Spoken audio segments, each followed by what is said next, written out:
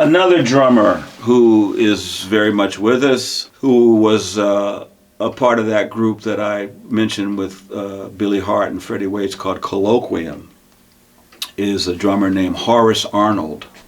And he's on several records, but the most notable ones were the two records that he made for Columbia that are more fusion records, not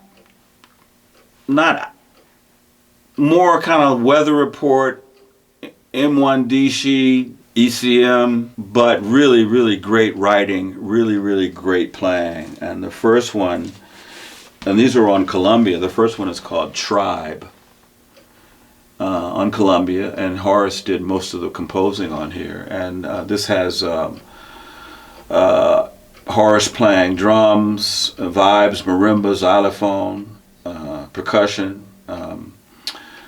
George Mraz, Billy Harper, Ralph Towner, Ralph McDonald, Joe Farrell. So it's a great lineup, and Horace, the music is fantastic. It's still fresh sounding today. What was his lineage? Was he Jamaican? No, and I'm not sure about the extra E on his name, but I think maybe it's just so that it's different, perhaps, maybe. Or maybe he was actually born with that spelling, who knows? But you pronounce it Horace, you don't pronounce it Horace. You pronounce it Horace. The follow-up was just as good. It's called Tales of the Exonerated Flea. Again, this was on Columbia as well. And I think that these are Billy Cobham's drums that he loaned Horace. For the shoot? For some reason, yeah. I think what kind of drums are they? Those are Gretsch drums, maple drums. I remember asking Billy Cobham about these, and he goes, "That's where my drums are." I don't know if he remembers that. I was a kid, and he was doing a drum clinic. Wow. And I had this record, and I remember, reading about this. At the special, let's see, where does it say? Drums provided by Gretsch Drum Company and Billy Cobham. It's amazing that a big label like Columbia put out jazz drummers records. Yeah. Is that early 70s? Yeah, this is 70s. This is at, the height of Return to Forever, Mahavishnu, Weather Report, Right. when they were letting people take chances and not, doing what they do. Right. And so these are really two great records. So Tribe and Tales of the Exonerated Flea, which is an interesting title. And they're hard to find, both those records. Is that right? Yeah, it used to Okay. be common, now I never see them. Oh, is that right? Wow. In the wild. That's the thing, is that these records are records that I'm not a collector. I've had these since high school. Wow. And I saw Horace play when I was in high school with the John Handy Quartet, with John Handy on alto, Harold Mayburn on piano, Sam Jones on bass, and Horace. And we met then, and we've been friends pretty much since then, because I was a kid when I met him. And He's still alive? Yeah, and he remembered me when I came to New York, and he's come to see me play a couple of times, and he was teaching at William Patterson for years and years. I think he retired just this year or last year. Where does he live? He lives in New York. Oh. Yeah, he lives in New York. He lives in Manhattan. No kidding. Yeah. How old is he now, you think? I wouldn't know. I would imagine, I don't know, maybe 70 something or 80, maybe, I don't know, because he's the contemporary, again, like of Freddie Waits, of Billy Hart. Right. Those people, so he came on the scene in the 60s. So you got a Mickey Tucker record there. Yeah, and the reason why I brought this out is because another drummer who I saw play probably 5 or 6 times, who really became known internationally when he joined Dexter Gordon's group. And this guy is the man from Glad, Eddie Gladden. We used to call him the man from Glad, like the Glad commercials, the man from Glad. Only you had to be old enough to know that. Anyway, this guy was serious, no BS, and he's on this Dexter Gordon records, which I'm not going to show because, in my opinion, those records don't capture what it was like seeing him live. Seeing him live, he was mean. This guy, if he was around now, it would be lights out for 95% That of bad, every. really? He was Wow. super bad, hard swinging. He's got a Man. couple Blue Note records, isn't he? He's on like I think he's on the Lonnie Smith record, Right. Drives. He's on something else, Right. but man, I'm telling you, Huh. he was ridiculous, man. With Dexter, woof, my God. I saw him play trio with Sonny Fortune in Newark at a club in Newark when Newark used to have jazz clubs. That's weird. Newark doesn't have any jazz clubs. No. Why not? I It don't should. know. I don't know. But I saw him there, man, and I'm telling you, this cat, he just I mean, he knocked me out with Dexter. That's how I first heard about him. But anyway, he's on a couple of really great records. One, this is one of my favorites. This is called Perpetual Stroll by Rufus Reed's trio. Wow. And this is the rhythm section of Dexter. Kirk Lightsey, Rufus on bass, of course, and the man from Glad on drums. Wow. And this is a swinging record, man, and Mr. Gladden is no, he's from Newark. He's a Newark guy. And I think he basically just played around Newark, played, around New York until Dexter got him, and then he was on the international scene. So, but this record is really fantastic. This is a great example of Eddie. And then there's a couple of Mickey Tucker records that he made. This is an interesting title. It's called Theme for a Boogie Woogie. And this is on Denon, Japanese labels. It's a very unsung pianist. Yeah. A couple of those Xanadu records. Yeah, great. Happening. Great pianist and composer. And he was on the scene heavily. He lives in Australia now. Oh. Anyway, the man from Glad is on here. It's great. And these two Xanadu's, the man from Glad is on, and he's taking care of business. And this one too. This is another one that's really good. This is a Bruce Foreman record with Albert Daly, Buster, and Eddie Gladden. That's a hell of a rhythm section right there. This is fantastic. Albert Daly's a pianist? Yeah, Albert Daly's a pianist Oh, no. from Baltimore, but he was in New York. Played with everybody. Everybody loved him. He was great. He did a duo record with Stan Getz. He was in Stan Getz's band. Huh. It looks like they're at Inglewood Cliffs. Yeah, maybe this is at Rudy's. Let me see if it says it was recorded at Rudy's. Yeah, recorded at Rudy's. Wow. Yeah, you spotted it. That's right. Yeah.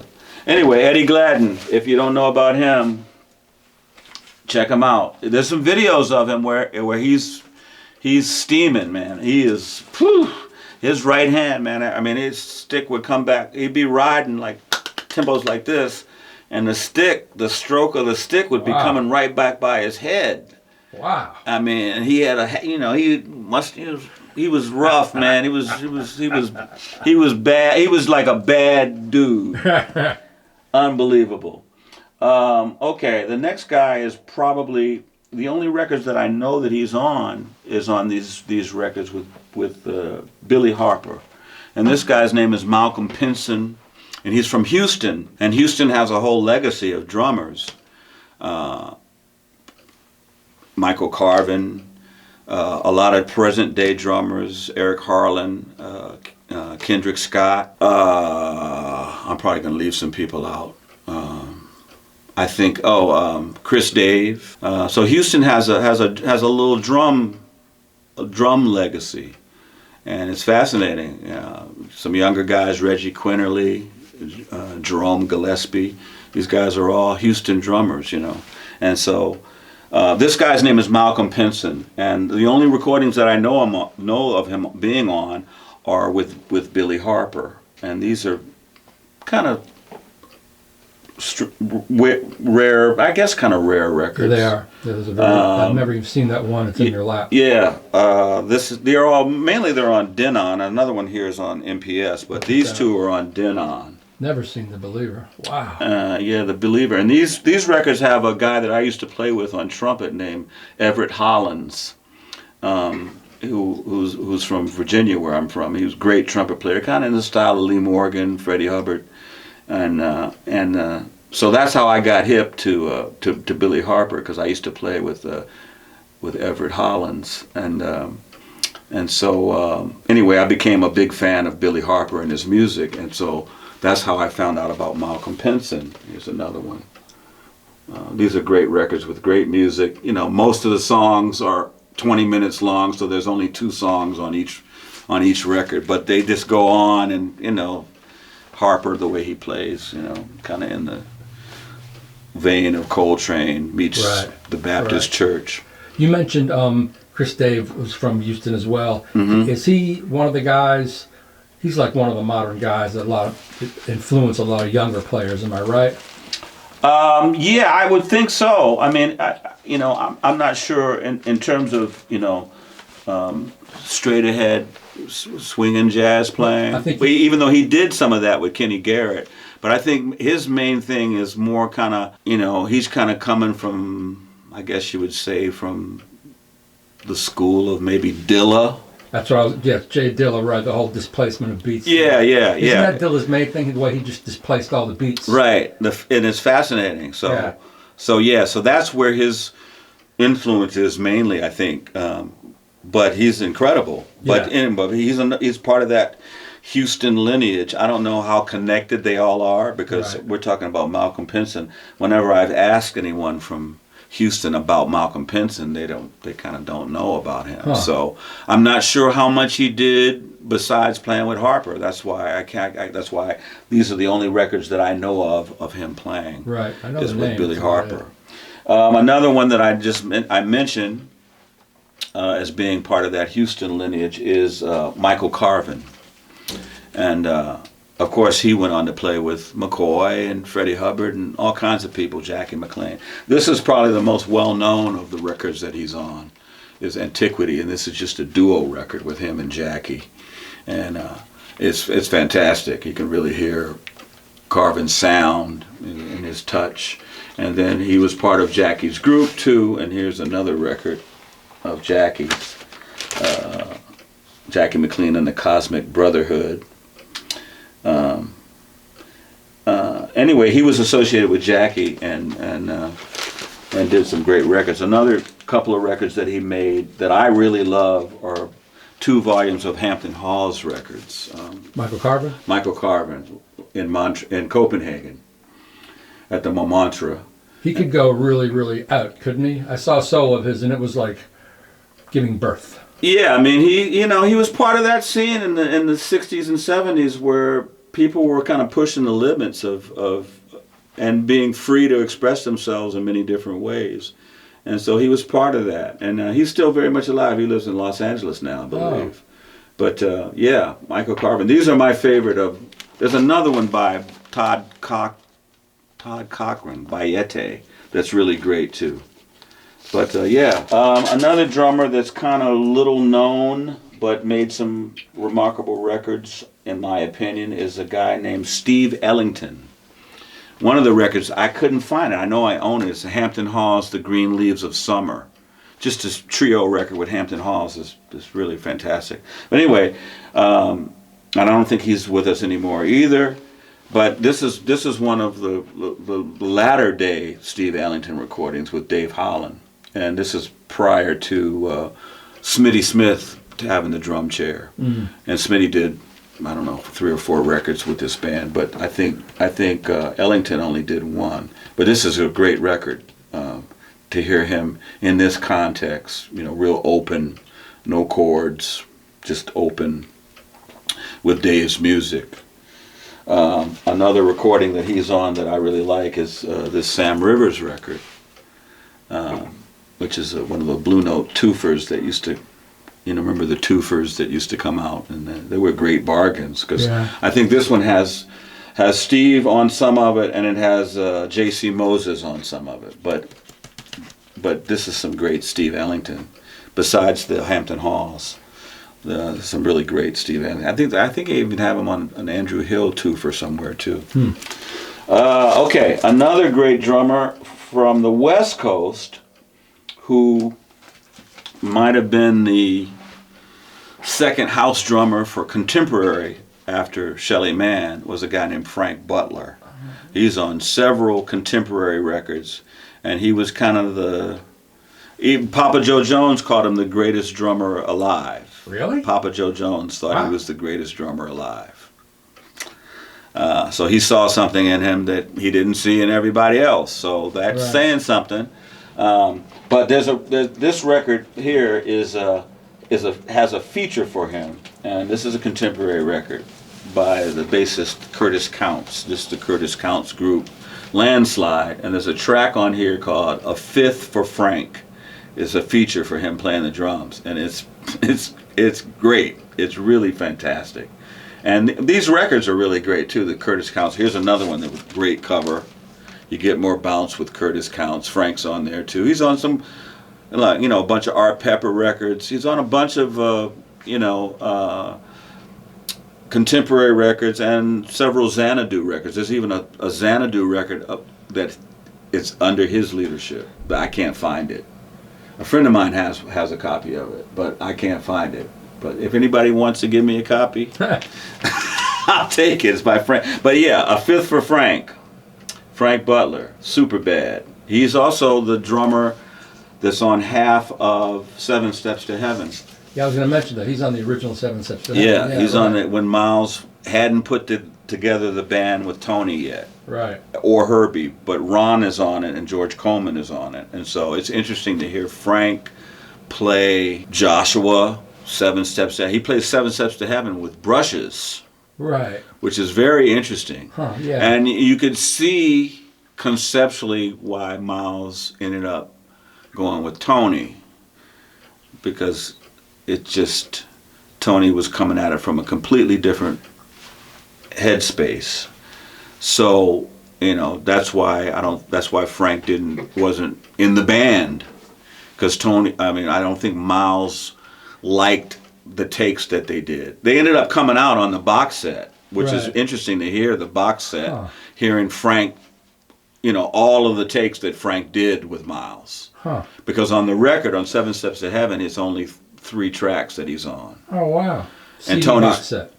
The CD, the Seven Steps to Heaven wow, I have CD box set. Wow. The first CD is the Seven Steps to Heaven session.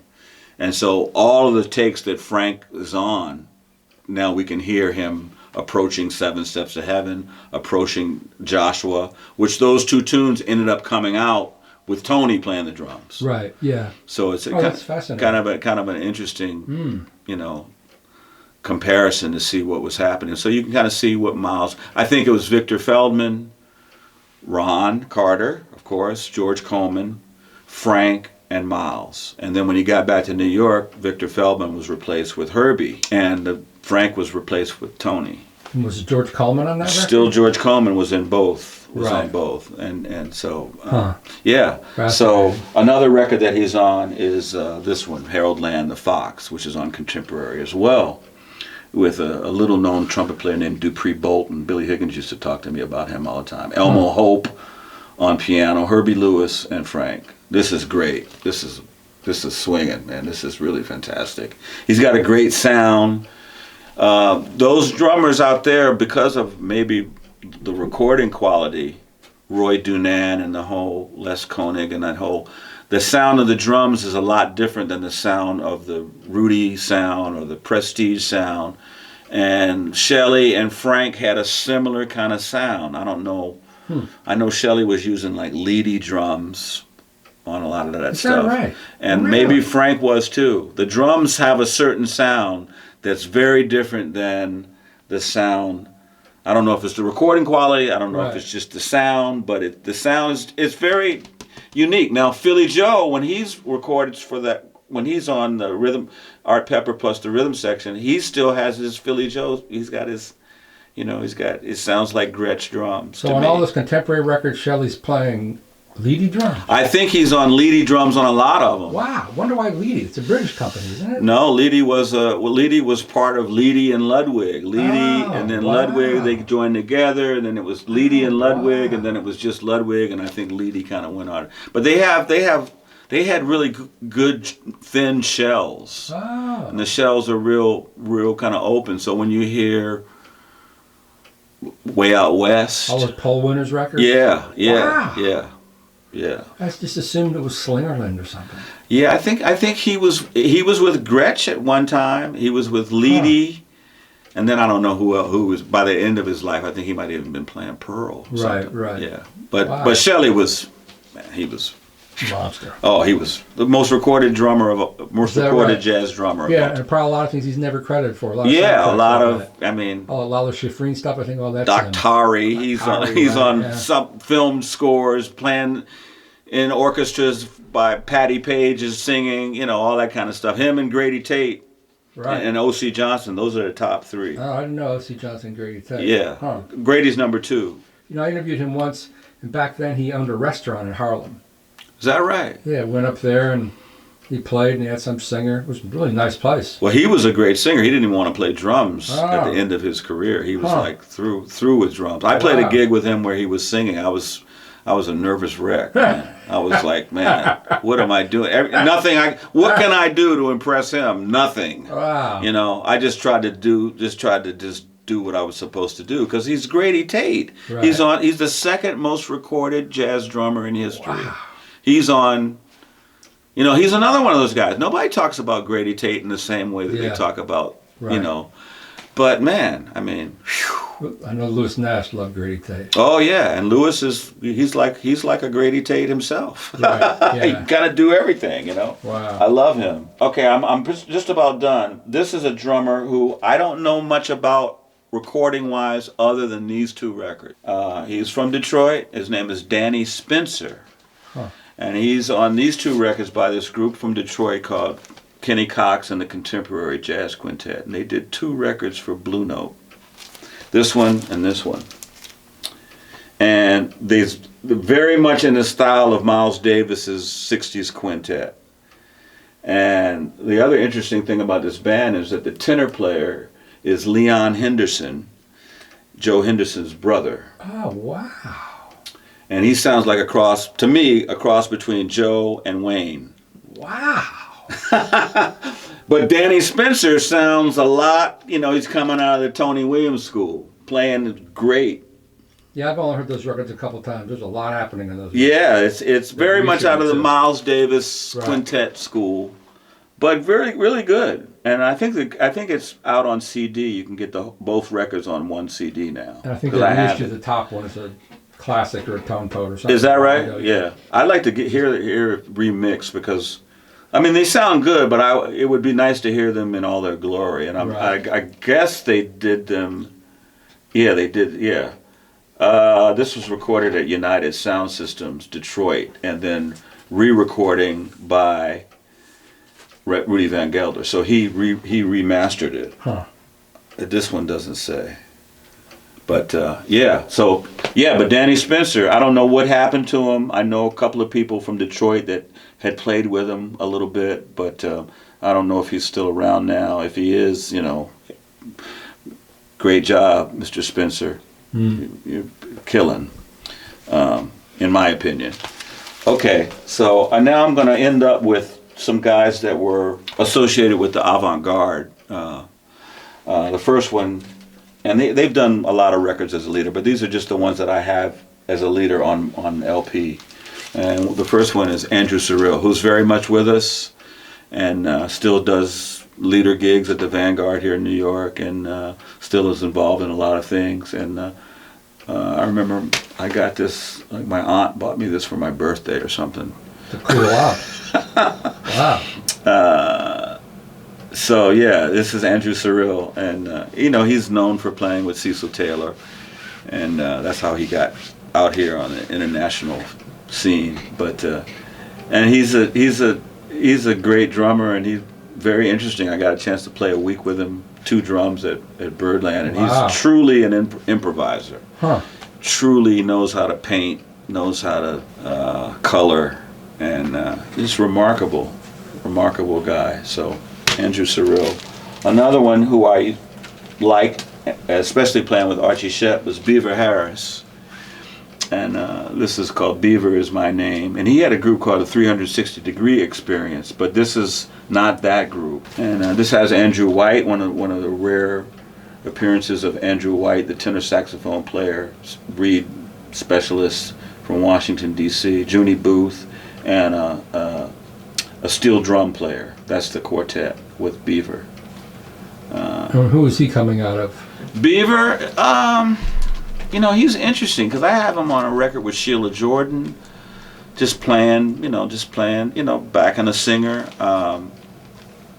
Mainly he was playing with Archie Shepp, Steam, and a lot of those records that Shep had with Cameron Brown and Siegfried Keisler, sometimes Majid, Charles Greenlee, sometimes with Everett Hollands. I don't know if Beaver is on those though. But yeah, I just mainly know him from playing with Archie Shepp and some avant-garde stuff. But I know he played with Sonny Rollins. I mean, he was one of those guys that had a lot of gigs when he was around.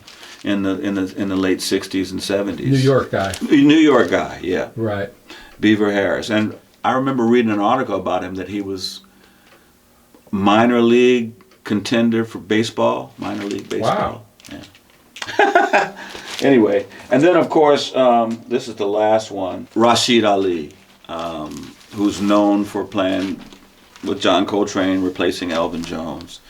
Probably his best known recording is Interstellar Space. I love that record. With Coltrane. I love it too. What a great record that But this is one of his records called Moonflight. It's just interesting to hear him play, to come up with that concept of playing, and obviously Coltrane thought enough of it to have him join the band along with Elvin, and that didn't last long. Why do you think that didn't last long? I would imagine that Elvin probably wasn't gonna. After Elvin had been the captain of that ship for all those years, right. And undeniably great. I would imagine that he wouldn't have wanted to deal with that. I wouldn't think he would have. He left, then Tyner left, right? He left, and then then McCoy left shortly thereafter, and then it was Rashid and Alice, Are those guys like anybody else? Like when he left Coltrane, you think there was tension between him and Coltrane, or was totally cool, or? Well, you mean between Elvin and Coltrane? I don't know. I don't want to. I can't comment on that because I wasn't there, and I have no idea. I know that they. From what I understand, they actually they really loved each other. And I think Coltrane wasn't trying to do it in any other way, but just like, I'm hearing a lot of drums. I'm hearing, because by that time he was just about ready to, go out as a leader.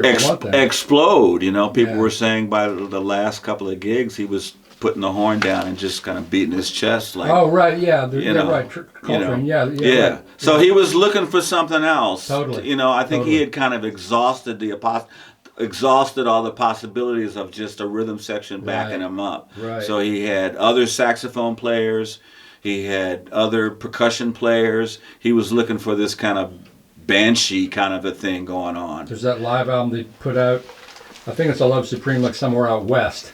And the balance is mostly on Elvin. Right. It's great if you're a drummer. I thought it was great. Right. I know. It's at the Penthouse. Right. Yeah. But he's also got, I forgot, he's a young horn player on there. Right. But I thought it was great. But a lot of people are like, drums are too loud. Yeah.